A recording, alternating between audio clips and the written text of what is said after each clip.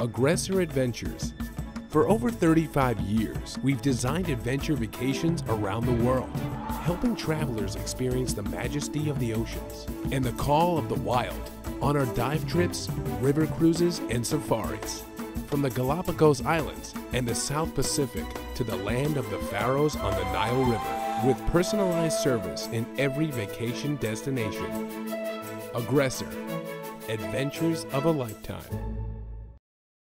From the Apostrophe Podcast Network. Hello, everybody. You're surviving life with Les Stroud.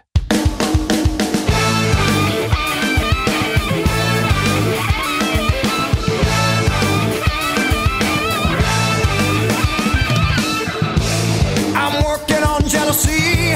I'm not into hate. I'm working on anger, 'cause I'm not into rage. There were and are hundreds of books worth reading on the subject of wilderness skills. And notice I didn't say survival skills, and I didn't say outdoor or adventure skills. I said wilderness. Because in the end, those of us who lust after the wilderness tend to combine all the skills we learn along the trail of life just to help keep us out there. But if, as a student, you boil down your top 3 books, most of us would agree they are these. Bradford Angier's How to Stay Alive in the Woods, Larry Dean Olson's Outdoor Survival Skills, and Morris Kochanski's Northern Bushcraft. Throughout the growing, yet still niche world of bushcraft and wilderness survival, during the 1980s and 90s, these 3 books were our very own triad of gospels. We lost Bradford Angier in 1997, Larry Dean Olson in 2018, and Morris Kochanski passed a year ago, on December 5th, 2019. In 2019, just before the pandemic, I had the opportunity to speak at a bushcraft symposium in Alberta, Canada. I had many reasons to go, but the most important to me was to finally meet and chat with the legendary Morris Kochanski. What follows is my interview with Morris, the last long-form interview he ever gave, where we did not discuss firebows and lean-tos, but rather his life, his motivation, and his inspiration. For those of you aware of him, it may surprise you to discover that it was a Disney cartoon that set Morris on his path to becoming the legend in bushcraft skills he eventually was. Normally, I would say right now that if you're not into survival skills, maybe pass on this podcast. Yet that's not the case this time, for these are reflections of a 78-year-old man and what established his trail in life. Definitely worth a listen. These are the words of Morris Kochanski. The best thing I ever did, and the best time of my life, was when I was in the high school in the Sea Cadets. Set your goals high, cast your worries free. Life's too short not to try. Roads we've traveled, trails we've lost. Most times you don't know why. When I found out that the Woodchuck Manual was a figment of the imagination, I said, that leaves me the opportunity to write it.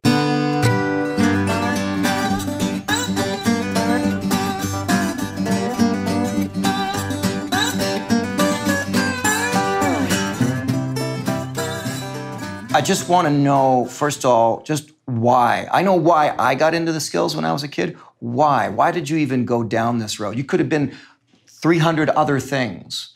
Why these skills? Well, I brought up on a farm. I had a brother who was 8 years older who supplemented his income by trapping weasels and shooting coyotes and squirrels and stretching and I was 8 years older. I followed him, and I guess he became the orthopedic surgeon, and I became the fixated on the outdoors. Not that I never did my own trapping, but I knew what trapping was all about. He wore a great big hunting knife on his belt and so on. So there was a scout troop used to meet in the basement of the country school. I got interested with all the materials. There was 2 other lads my age, and we discovered this cache of stuff of some previous scout troop. We lived, the school was pasture, and we'd crawl under the fence. The teacher knew we were doing it. We're not supposed to. We had opportunities where we could go off of the school grounds. Where in the country is this? This is about 10 miles north of Prince Albert in Saskatchewan. Okay. And we did a lot of that. There was generally whatever was in a scout manual that grabbed our attention. So we did those things. So over the period of 2 years, grade 7 and 8, I'm sure, either 6, 7, and 8, we devoured everything that was, there was no cover, there's no scout manuals or such, but the pamphlets, everything about scouting was a pamphlet form, and we would go through it, whether it was knots. We even learned semaphore, the three of us. There was a pair of semaphore flags, and and what I learned in those stood me in good stead for the rest of my life. The consequence was we were familiar with all the scouting stuff. In the city, Prince Albert, there was an Eaton store, and they had a display case of everything a scout could buy. Well, my buddies and I, we tried to buy stuff, and they told us, you must prove that you're scouts, you can't buy. So my buddies, grade 8, that was it there for their schooling, but I moved to the city. My father semi-retired and built a house so close to the high school that if I heard the bell ring, I could still make it in time for adversity, that sort of stuff. But anyway, the first thing that I did is join a scout troop. And I progressively got disenchanted. What year is this? 53, 52, 53. I came off the farm by the time you're in grade 8, 8 and 5 years, 13, 14. And in the farming tradition belonging to a Polish family, you were pulling your load. I was plowing with horses. I was driving a combine. I had my own tractor. I joined the scout troop, and they're playing floor hockey with a stick and a ring. In the church basement, right? Well, it was a kind of basement of City Hall. Yeah. Well, they ended up building their own scout hall right at the time where I spent, maybe a few months in the basement of the town hall. And then they moved, and that was our scout hall. And they accumulated a lot of junk, which we had to sort of sort. One thing that accumulated was a large number of walking scout staffs. We had literature on what you do with the scout staff. Although the interesting thing is the scout, no matter what size, your staff is the same size for whether you're the smallest or the biggest person. In my university programs, the very first thing that a student acquired was a staff. Now, you can push off your canoe. The staff has to be rigid enough that if you pole vault, you don't break the staff. And when you need to do a lot of things, including pushing off with a pole instead of using your paddle, whatever. But anyway, I noticed that people just love staffs, whether they were university students or whatever. And I thought, I'll cut a staff for everybody. And the scoutmaster was one of the outright twits that I shouldn't have been a scoutmaster. He's probably in his late 20s. And when I brought the staffs, he tore a strip up and down on me for desecrating the forest and, do that. The scouting movement was already changing, that you don't relate to the forest. Already in the 50s? Wow. Yeah. Like in the 1950s. No campfires. And that, like he was sort of like, you should use a camp stove, don't desecrate the forest by lighting a campfire. That was the straw that broke the camel's back. And I got very disenchanted with that, with him giving me such a hard time. I said, I cut the poles off my father's land. I didn't cut it in a park. I don't know where he came from. He should have known that you should be more gentle. Yeah. But he wasn't very gentle with me. I got disenchanted. And thanks to him, it's a long story, but I joined the Sea Cadets. I had 3.5 miles to go to school, and there was sufficient highway that I collected beer bottles and pop bottles, and I would collect $300-400 worth of bottles. And one of the biggest breweries in Western Canada was the Six Brewery in Prince Albert. And when I turned those bottles in, I don't know what they give you today, but then it was 10 cents. 10 cents was 2 ice cream cones. And 10 cents was probably admission to a movie. That's a lot of money. And I got this money, and I priced everything in that case. And the moment I qualified, I bought one of each.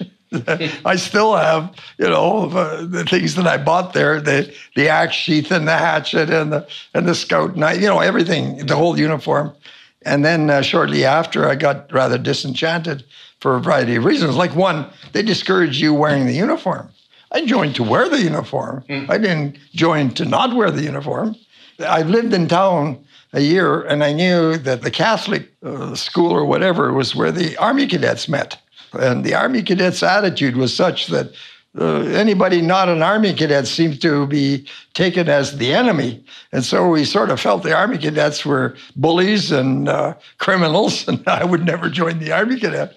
I found that if you joined the Air Cadets, you could conceivably graduate in grade 12 with a pilot's license. And then when I approached my father, who was in the Polish Army, was probably strafed a great deal by airplanes, he saw an airplane crash, and the pilot was killed, and he said, no way you're going to join. I got around it by taking the Fleet Arm course in Halifax. The situation was I was left with Sea Cadets, and it happened that the commanding officer was a house between ours and his. If I saw him working in the backyard, I'd go and help him dig. That was a good thing because he got to know me, and I would say that I became one of his favorite cadets because I was kind of really spit and polish on the night you met. If you weren't wearing your uniform, there was hell to pay if you didn't have a good excuse. That's what I liked, and the complexity of the sailor's uniform with its folds and pleats and the commemoration of the Battle of Nile and Trafalgar and Copenhagen and all that was right down my alley. So when I would help, the one time, I'm helping him dig in the garden, and I said, Mr. Hood, those coveralls, are they pusser? Of course, it means, are they issued? And until then, I didn't know his background that much. And he says, well, I don't exactly know if they're issued because I found those coveralls in the Scran Locker on the Niobe. Scran Locker is the lost and found. And I said, the Niobe? Because I already knew that was the very first ship that the Canadian Navy acquired. Well, he was on the Niobe. He was kind of young. He was started as a boy seaman, and the Canadians bought it, and there was enough British sailors to teach the Canadians how to, conduct. So half the crew was probably British. He was one of them, and the run was from Murmansk to Liverpool to Murmansk, which was not it was a dangerous route at the time in the Second World War sort of thing. So here, at twit of a scoutmaster, here is the real deal. The commanding officer of the Sea Cadet Corps, who is like, and he was renowned because he's involved in the recruitment programs in the prairies. Because the Navy found that it's better to recruit in the prairies. You get less trouble training, whereas the coastal people, they're just harder to teach because they think they know everything. Whereas the prairie people would come and say, well, I can't honestly say I know anything about sailing. Teach me. So when my experience in the Sea Cadets got me to the Pacific coast and the Atlantic coast, and the sailors were exceptionally, here you're a cadet, you're wearing exactly the same uniform. If you're really keen, it's easy to impress them. I can see what you're saying about, going from the twit of the leader and then seeing a real man and a real role model in a way. So in many ways, then, this was your first role model, your first real model. Maybe your father and your brother, but... Yeah, I would say that probably the best thing I ever did and the best time of my life was when I was in the high school in the Sea Cadets. I've heard of you, you haven't heard of me. Sit down, I'll tell you why. Life is natural, and life is free. To be who you are. Roads we've traveled, and trails we've lost. Most times you don't know why. Sometimes gambled, sometimes lost. And I've been thinking, I just want to be high in the great blue sky.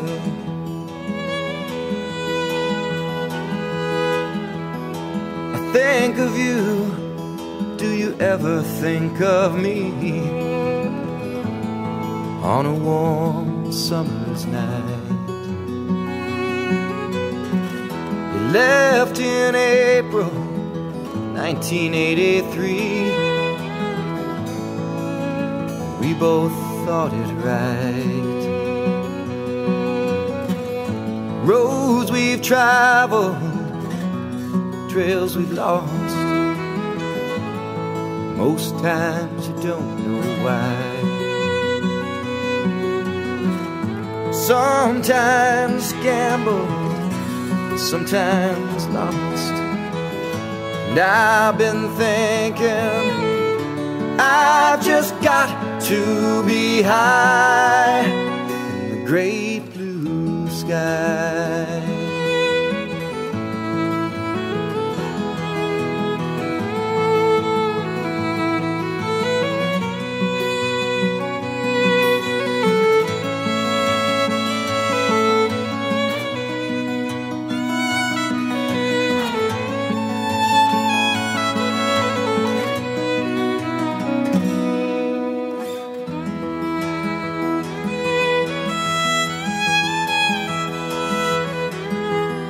Dreaming's natural, at least it used to be. Don't let your dreaming die. Set your goals high, cast your worries free. Life's too short not to try. Roads we've traveled, trails we've lost. Most times you don't know why. Sometimes gambled, sometimes lost. And I've been thinking, I just want to be high in the great blue sky.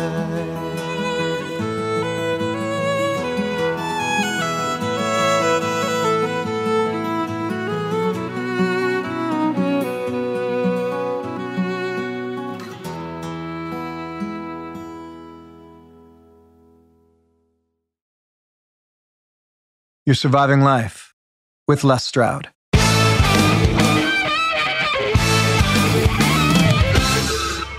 In our tradition, if you came to visit a family, it'd take 2.5 hours to drive 10 miles to go to town to shop. But when people would come to visit, like at Christmas, very often the family that would come to visit left enough people to continue the farm, the milking and whatever had to be done if there was such a thing. And they would come, and 2 or 3 families would, we'd take our turns. And so when they came to our farm, all of the kids slept in the hayloft. Even though that wasn't camping out by the riverside, but when you're young, it kind of is. There's still a mystique to what's like, this is a special thing. It's the time in the hayloft, and it's a change. Regardless of anything, it's a change in what you're normally doing. The campout we had when I was part of the scout troop was during Easter, when the ice was still on the lakes, and it was sort of melted. You'd have to wait, get on the ice, you could walk on the ice. And I most certainly did not bring enough sleeping gear. Oh, no. And it wasn't very structured. And then how miserable I was, I wandered around, and I learned a lot from the fact that I examined the experience. They had tents, and they had bags, and they had blankets. So my unrealistic idea what it was like to sleep out in the bush. But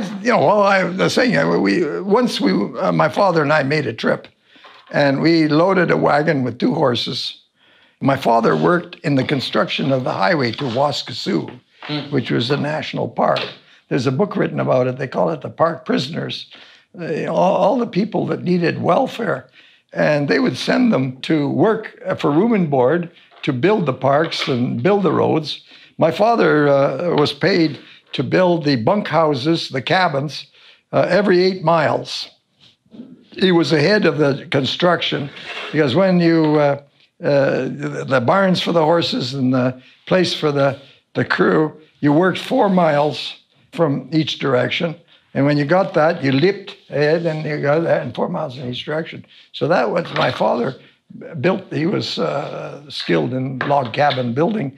And we toured that. My father was keen to see. That happened in the early 30s.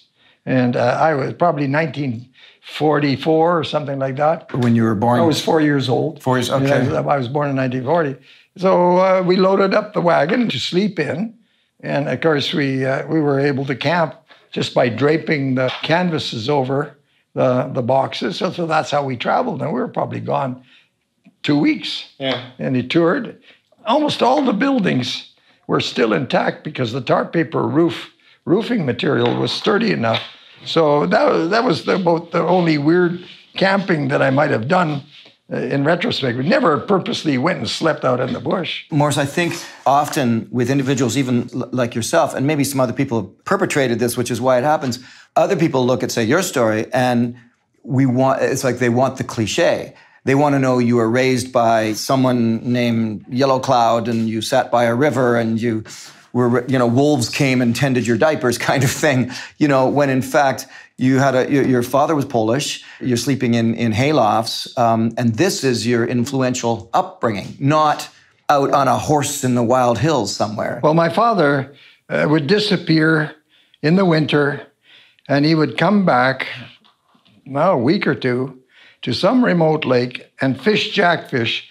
Essentially, those jackfish were as long as the diameter of a 45-gallon drum. So the jackfish was in the snow, jackfish till barrel. He'd come back. If I remember, we'd have about 3 barrels full of jackfish. Wow. And of course, Friday, you perish in hell if you ate meat on Friday. So you had to eat fish. My mother would disappear, which we noticed that, it was not very often that she wasn't around to do the cooking, but she and a whole bunch of local women would go to the blueberry country, and there was these beautiful butter boxes, and they were about yay big, they're like a cube, and they packed the butter in that. The amount of butter is close to, taxing your limit to lift that box full of, and she would come back with pretty well the wagon box, maybe 20 boxes of blueberries. Oh. And then, of course, the blueberries we didn't have refrigeration, so the blueberries had to be canned. And we depended on Saskatoons and raspberries. We had our own garden. You milk cows, a dozen or more, every day, twice a day, and you accumulated the cream. And to keep the cream cool, you had an ice house. And near the well, every time the water table was probably 8-10 feet. And every time you went to get a pail of water, you threw 3 or 4 pails, until you got tired. And then over the winter, you cruised a cube that's probably 10 by 10 by 10 of ice from being the water thrown in. And then it was super insulated, and it was buried in the ground, and there was a lot of snow. Then when the next winter arrived, there was still ice. And you would dig back the shavings or sawdust, and you put the cream can directly on the ice, and it would tend to melt its way, fairly deeply. And then Saturday, we delivered the cream. Would you be one of the milkers? Did you have all the duties as well, or were there farm workers? I did milk. I knew milk, but my mother and older brother, there was a lot to be done while they were milking. I would get the cows into the barn, and in the wintertime, they stayed out overnight. All night in the barn. The cows were given a certain amount of chop to attract them to, and you put this chain around their neck before they finished eating what was in the... It seemed that I occasionally was asked to milk, but that wasn't my duty. My duty was seeing to everything else, which was making sure that the watering trough was full. that I fed the chickens and I fed the pigs. And See, this speaks to what something I'd been talking about earlier when discussing survival skills versus bushcraft skills versus primitive earth technology. And I said, when the thing about bushcraft and primitive earth technology, to me, of course, the dovetailing happens in terms of survival pulls from them, but they were always about thriving in the wilderness, not just getting by and surviving and eating bugs, but thriving. And I follow that by saying, case in point, you need a community because not everybody's good at everything. And that guy can make snowshoes like nobody's business. He's the snowshoe maker. This guy comes back with a deer every time. Well, he's the main hunter. She, he, they. And by default, discover who's good at what. And you learn to share and respect and admire who's good at what and divvy up the duties sort of thing. And there's no difference on the farm, of course. I had my horse. I rode that horse till I think my legs are slightly bowed because I rode horseback. We never got a vehicle till I was probably 12. At the time we moved to town, that's when we acquired a car. So mid-50s we're talking about. Yeah. And we didn't have electricity. We discovered that there was a freezer locker. So when you butchered a pig, it was quite hectic processing that pig. It's kind of a race of processing the meat before it got to spoil. But when we found for a number of years, we cut the meat and immediately took it to the locker and it was frozen. And you had your own key. You paid for having the locker. So when you went shopping periodically, you go to the locker, take the meat out that you need for a week. Then eventually you got electricity. So take me on the journey from here's Morris Kochanski, seaman, loving the connection to Captain Hood, learning from first your father, then this gentleman as a mentor. Where we are now, that's a hell of a journey. Why did you feel this connection to stick with the wilderness? Why? Maybe I can learn from it. Well, I had 3.5 miles to go. I was the only one in that direction after the first half mile. So the 3 miles, I'm alone. Sometimes, by the time you walk 3.5 miles, it's dark. Just to school and back, To school and back in the winter. In the summer, there is all kinds of creatures that you gotta think about. There's wolves, there's coyotes, there's deer. You see a deer and you're saying, is that a wolf or a deer? Do I continue? Stuff like that. Grouse. If you got too close to them, they flew at your head because you got too close to the chicks. There was a constant barrage and experience with the wildlife, which had a big influence on... I'm just going to interrupt you because you just touched on something I've never really considered before, that with that 3.5 mile walk, nowadays, those things don't exist. The journey's lost. The journey doesn't exist for most kids. I considered that my very good health seemed to be connected from the fact that those first years of school that I walked 3.5 miles a day there and 3.5 miles a day back. Sounds like a bad joke, actually. I walked uphill 3.5 miles and 10 feet of snow. But you really did. We didn't wrap our feet with barbed wire to get a better grip. We didn't. We had all those. So the people, of course, there's people that sort of uphill both ways. No, it was in Saskatchewan, where I lived. You couldn't find a hill to ski down. There was no. It was just so flat that it was quite disappointing to try to find some place where you could glide a little bit.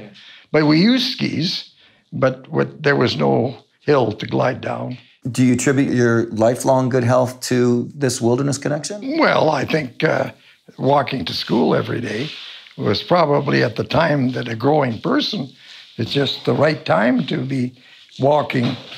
All my life I was quite fit. And then I walked a lot. It appears I wore my legs out. We're at a bushcraft symposium. It's a gathering of a lot of like-minded people. We're all living in our perfect bushcraft bubble at the moment, and everybody's talking the same language, loving the same ideals. You've dedicated a life to this, obviously your writings and your videos as well.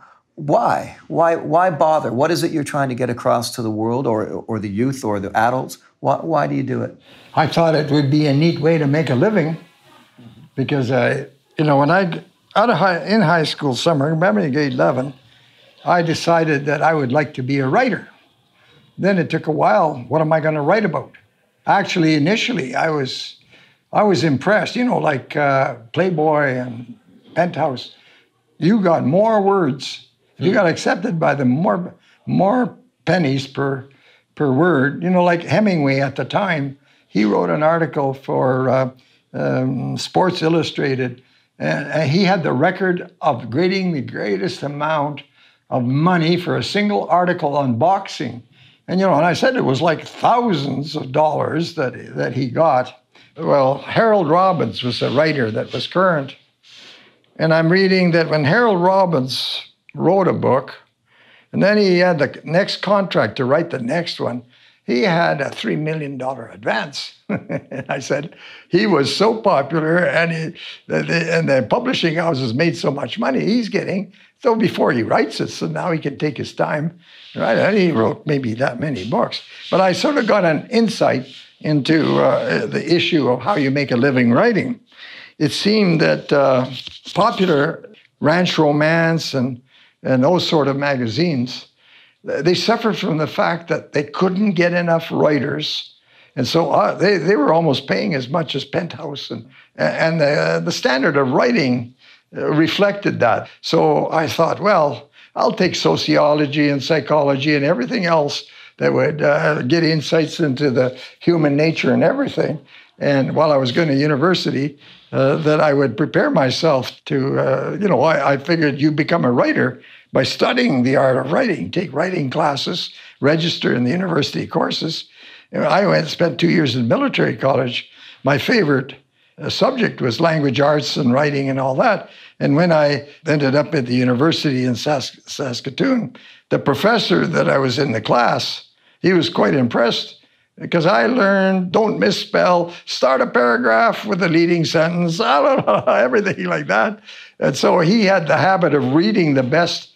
And I often was the one who read to class. Were these outdoor themed things that you read about because that was a natural part of you, or was it all across the board? Actually, it took a while that, it never occurred to me maybe to write for something like Sports Afield or Outdoor Life. People think I'm joking, but probably it had something to do with Huey, Louie, and Dewey. The situation was I was familiar with scout manuals. And I really liked the layout, that a little bit of stars, a bit of plants, a bit of animals, a bit of camping, a bit of everything that a scout should know and whatever. Well, anyway, Huey, Louie, and Dewey, when they went camping, they took a manual with them. It's called the Woodchuck Manual. Now I had an objective. When I found out that the Woodchuck Manual was a figment of the imagination, I said, that leaves me the opportunity to write it. And so I began collecting, it's like an almanac or everything you need to know to do well in the bush. So you could use it as a manual. That was like the whole objective in the outdoor ed movement, that here's a clear description how to properly put up a lean-to or properly light a fire or properly use a knife safely, all that sort of stuff that's in any youth manual, whether it's scouts or guides. That's where I began to buy every book. By the time I met Tom, I had a pretty large library, and I was familiar with all the... Tom who? Tom Roycroft. Okay. He was the senior civilian survival instructor at the RCF Survival School north of Hinton. And when I met him, I became his understudy. And between the two of us, I had the books. When I met Tom, I was really curious. I drove by the gate of the survival school. And actually, as I drove by, I was intimidated not to go in out of curiosity. But when it was survival school, Department of National Defense Survival School, I said, school? That means teachers, instructors. So actually, that's the thought that came into my mind, not necessarily saying, I will establish a school to teach survival. No, it was the issue of I was intrigued. And out of curiosity, I met Tom. Well, I found that this is the Down but not out, I was familiar with that already. But I became his understudy, and now he's 12 years older than me. He was a voracious reader. You know, I'm 78 years old, and I figured that I'm not talking too senile here. I'm as old as I am because I read a lot, and that reading keeps my mind limber. And it would be even more limber if I did calligraphy, you know, things like that. I've gotten kind of lazy the last few years, but I should have written 4, Bushcraft 2, Bushcraft 3, Bushcraft 4. It would be very similar because I have the materials.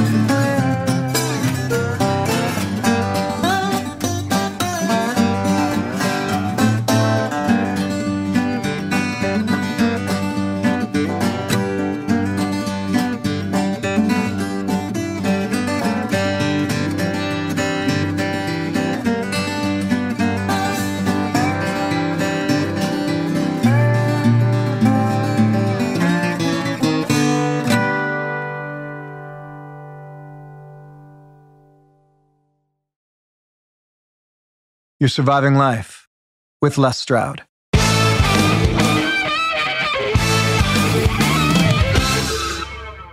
I'm guessing that you probably get asked a lot about, well, what do you think of these guys today? And what do you think of these instructors today? And what do you think of the television stuff, of course, which without Survivor Man, it might be a different story. I will say this, for me, I had a very similar moment with you, with Huey, Dewey, and Louie, and discovering there's no manual. I looked and I discovered there's no very good film work on the subject matter. And that's where I came from first. But I do want to kind of ask you just a sort of, final question in a way, but are you proud of what you've done and the legacy you've created? Oh, yeah. Well, I find it curious that I get recognized so much for simply teaching people how to light a campfire and how to build a lean-to, essentially. So as I look at the literature, if there's anything that's kind of poorly done, it's in the field. See, I reached a certain point where I discovered I could make a decent living if I was an outdoor educator teaching teachers how to teach outdoor skills, how to teach the teachers that if you're going to talk survival, it better be modern and sensible. And if things didn't work 50 years ago, they still don't work. You don't use old, unpolished knowledge that is better available. My focus would be more, what can I do for the children between kindergarten and grade 12 in the outdoor education sense? So whatever you do has to be sort of slanted. Like, for example, you build a lean-to. Well, if you were to do it right, you would cover everything an architect has to know to build a house.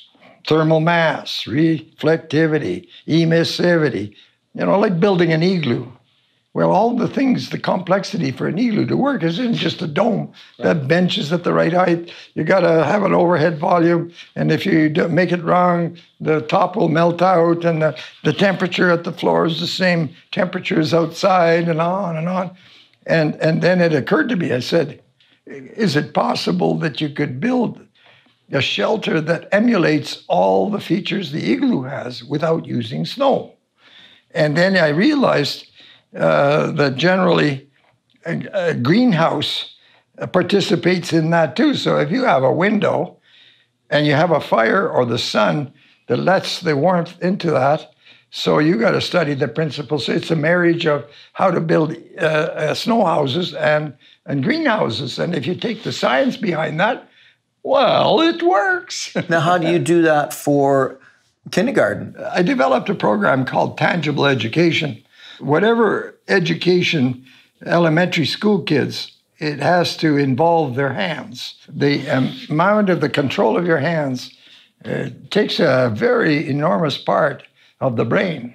And so humans think things out, learn things, and they use their hands to build a radio or make a ship or whatever. It's through the hands. So I saw this kind of representation about how much of the brain is assigned to the hands. And I also encountered a story where people noticed that the most eminent surgeons in the eastern states, if you looked into their background, they were more likely than not raised on a farm. And it seemed like having been raised on a farm seemed to have to do with the fact that they were so skilled as surgeons. Well, people say, well, maybe was that butchering animals? No, you have to use your hands. You're a farm kid. You're weeding, you're making things, you're raking, you're milking. You have so to develop your brain fully, your hands participate rather seriously in that. You can't really develop the brain if you don't, do a wide variety of manipulations and so on. So I thought, well, that's the way I'm going to structure this type of presentation of bringing nature into the school.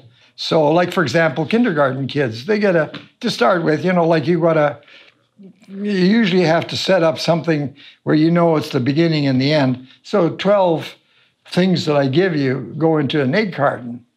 And it might be a seashell, it might be a pebble, it might be quartzite, it might be shale, it might be flint, and on. And you see you find that the kindergarten kids, they respond to that. They can manage that. They appreciate, and they go for a walk in the local creek, and they come back and said, oh, I learned all that. That's sandstone. And there are all kinds of things. There might be things that smell horrible. There might be a porcupine quill. There would be a chip from Beaver Works. There would be sawdust from a carpenter ant. There would be chips from pileated woodpecker and all the nature history behind it. Like the pileated woodpecker, everybody says, how can that creature the size of a crow hammer so hard on wood for such big chips without damaging its brain?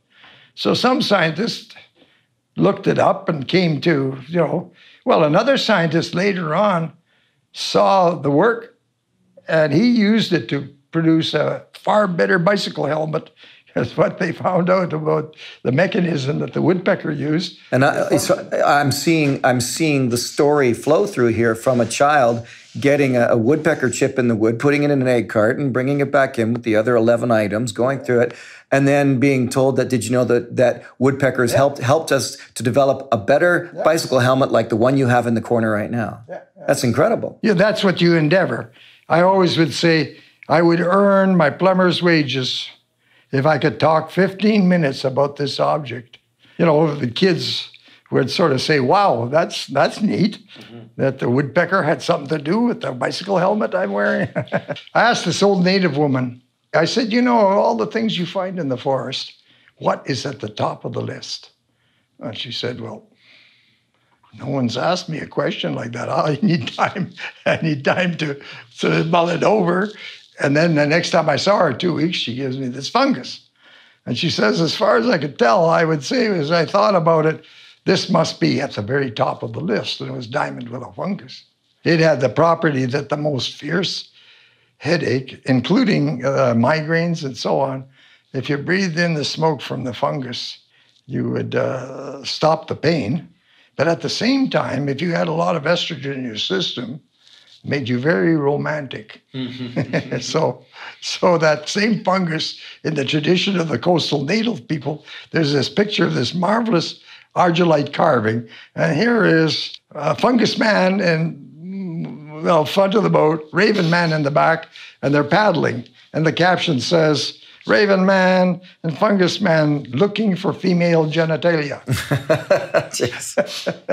So I was like, it is the fertility that has got to do with that issue of the continuance of mankind through the activities of men and women to procreate and whatever. So that was the legend. I had this fungus. It wasn't very big. And I encountered snow blindness on a spring event, and I got too much sun. And now I can't think. I'm just that, I've got that fungus. And I never verified it, but she had said it would cure a headache. So I lit it and I breathed, and much to my surprise, in about 5 minutes. And it came back in a while, but I did it again. The third time it didn't come back, but I didn't have the symptoms of snow blindness. That's the power of that fungus, you might say. Old native people from the old style, they feel uncomfortable if they're buried without that piece of fungus in the coffin and a pipe. And, when I discussed this with Tom, he says, no, they don't care who makes it, as long as a pipe made out of the proper rock. I make them quite often from Southern Native people, and I use electric gels and everything, and they're very happy to get this pipe because I could do it so fast as a gift rather than being commissioned and charged. That's actually an interesting point. Something that I've always liked to kind of touch on a bit is just de-romanticizing certain things, and discovering, and with Aboriginal cultures and traditional Native cultures, they de-romanticize as well. If you sit down and talk with them, as an example, I was with the Mentawai in Indonesia, and I was getting tattooed, and the ceremonies with the shamans, and they're all tattooed up and down, and so I thought, I'm going to get the scoop on the story, and I asked the shaman, I said, what is it so special about all this tattooing that you do? And he just goes, we think it looks nice. That was it. I was expecting a big interview, and he goes, we think it looks nice. Where do you hope that this all goes or continues to go? I think in my own case, I've had the opportunity to try to teach teachers how to introduce nature to children. Average teachers, they don't spontaneously acquire that knowledge. And I find that what I do seems to fit the bill. The teachers in British Columbia have a lot of money to spend on kindergarten kids, and they just don't know how to spend it. And something as simple as going to the local creek and finding look around and, I can provide that class with this stone, the same looking stone, and the kindergarten kids are just ecstatic that they absorb that and they enjoy that. And when they walk, and they naturally play in that very creek, I think it makes a big difference. When I was going to school, elementary school, there were certain things that intrigued me. One of the things that was really deficient was how hard it was to get plant identification books. And I sort of say to myself, boy, at that age when I was 5 years old, I sure would have liked, and I'd say, well, I would assume kids are still have that craving, you might say, or whatever. And the kids respond positively. It's like they can't get enough of it, mainly because the school system and the parents just don't realize or can fulfill that requirement. I think we can bemoan and bitch about modern technology and the cell phones and the video games and on and on. That's all we do now is these kids and there's too many video games and too much cell phone. Well, how about we just don't care about that and just show them some shale? Well, in school, for a teacher to do what I was doing, collecting materials, that teacher would have to be given the time or take the time on their own to be able to do a good job, to go out, So maybe the kids should stay at home one day every 2 weeks. So the teacher would go gather all the materials they're going to use for the next 2 weeks and be paid for it. You just made a million teacher friends with that comment right there. I agree with you. So the issue is you're willing, but the tyranny of the curriculum and all kinds of other dictates, as a non-teacher, and I didn't get a teaching degree and so on, I could have way more influence on what is taught to kids as an outsider, because that's the way it operates. And so it's a specialty. I was probably 4 years old. I think I might be able to identify 25 mushrooms or more, because my parents wanted to pick them, and we say, that's the mushroom, that's the mushroom. And when you brought them to the house, if you picked the wrong mushroom, they threw it out. They were, that's the wrong mushroom. They don't know what mushroom that is, but you're familiar with it. And if you had the right book, very shortly you would have the name, but the book wasn't there. To compare myself to other people that are trying to get in this field, it just happened that a lot of that sort of stuff came naturally. And so by the time you start school in grade 1, you can recognize, 50 mushrooms, because your parents demand that you pick them under their direction. This Blue Lake Center that I worked at, so I taught survival, natural crafting, mountain walking, backpacking. And then one day they phoned me and they said the mycologist can't come and we have a full class and it would be disappointing for us to cancel. Can you take the course? Well, I sort of thought, I probably can, because I knew so many mushrooms that if you use the key, which I didn't know how to use the key, so I would say something, anybody know how to use a key? Well, a group like that, there's usually somebody. Or you could say, hey, anybody here know what this mushroom is? If I don't outright know it at all, the likelihood is one of that class, the person knows. They don't join up a mushroom course raw. They've worked with mushrooms and they discovered that they maybe progress better if they take a class and formalize their knowledge. And so I say, you know how to use a key? Because I don't know how to use a key. I don't say that. I said, anybody knows how to use a key, let's key this mushroom. I know what it is, but I don't tell them. Meanwhile, by the time I go through that sort of thing in a while, I can use that key. So that student's teaching me, but he doesn't realize that I'm orchestrating. And if it's not the correct mushroom, I know it. But if it's the correct mushroom, we now have bingo. We have.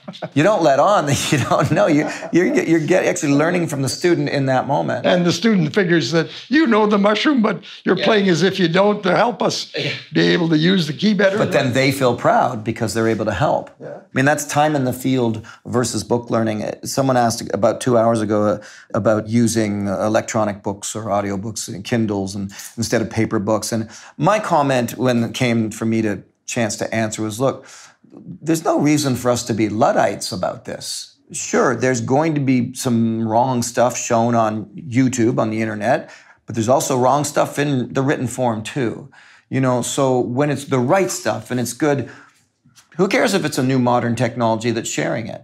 I'm recording you on digital modern technology, and this used to be a tape recorder, the spinning wheels. And that's a big thing for me is just being wide open to all the ways to learn, but anchored with being out there, with actually touching, tasting, feeling, smelling, hearing.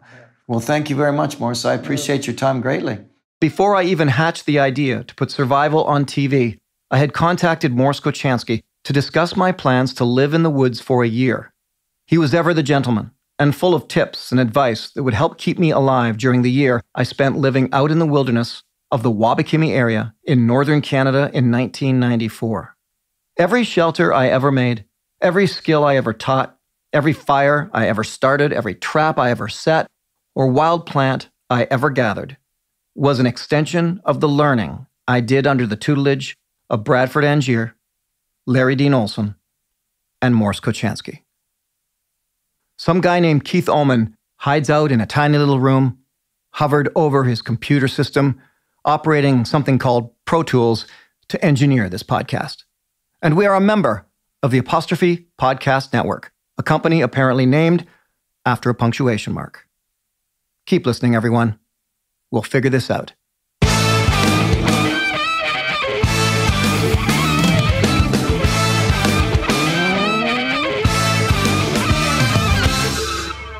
Oh, hey, wait a second. Sorry, one more thing. Totally forgot. This is my moment of shameless self-promotion. But if you are not yet watching my brand new series, Les Stroud's Wild Harvest, well, you need to. It's all about local foraging, and then I'll go out and I'll show you a number of plants, and I'll bring them back into a kitchen or a cookery outdoors or somewhere where Chef Paul Rogalski will turn them into an incredible meal. You got to see this show, Les Stroud's Wild Harvest. It's airing now on a public television station near you. And if the public television station near you is not airing it, then email them, phone them, show up on their doors, blackmail them, do whatever you have to do to get Les Stroud's Wild Harvest on their station so that you can watch it. The second part of the self-promotion is for this channel, if you're watching this, and if you're not, this channel is the YouTube channel, Survivorman-Les Stroud. I have a ton of stuff on there. I really got on the game for YouTube about 6 or 8 months ago, and I have been populating it with all kinds of material. New stuff, archive stuff, all kinds of information from how-tos to Survivorman episodes to Survivorman Bigfoot to director's commentaries. So check out my YouTube channel, Survivorman-Les Stroud, because I am keeping it really, really active. So brand new series, Les Stroud's Wild Harvest. Don't forget my YouTube channel. And lastly, we are going back into the printers, and by popular request, releasing again my 20th anniversary film collection. 76 films, every film I have made over the past 25 years, to be honest with you, but 20 years. And it's available through the website, lesstroud.ca. All right. Okay. I guess that's it. Thanks a lot for listening. And I don't know, go pour yourself a coffee and go listen to some more of my podcasts, if you so choose. Thanks, guys.